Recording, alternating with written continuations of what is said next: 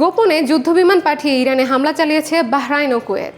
তেহরানের পর এটি এই দেশগুলোর প্রথম সরাসরি পাল্টা হামলা।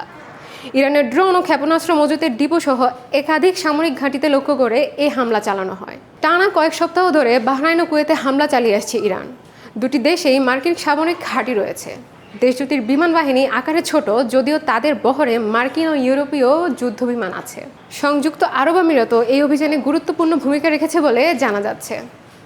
আরব আমিরাত বলছে, তেল রপ্তানির গুরুত্বপূর্ণ রুট হরমুজ প্রণালী পুরোপুরি উন্মুক্ত রাখা সহ এই অঞ্চলে উত্তেজনা কমানোর পক্ষে তারা।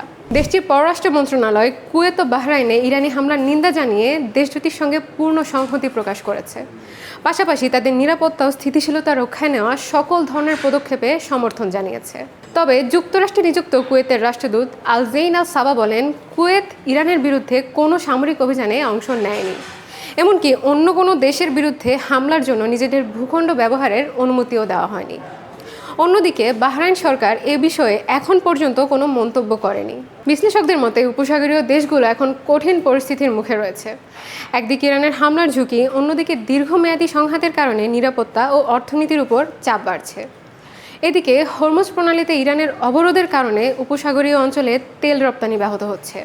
একই সঙ্গে ইয়েমেনের হুথি গোষ্ঠীর লোহিত সাগরে হামলাও নতুন করে উদ্বেগ তৈরি করছে। এর প্রভাব পড়ছে পর্যটন, বিদেশি বিনিয়োগ এবং আঞ্চলিক বাণিজ্যের ওপর।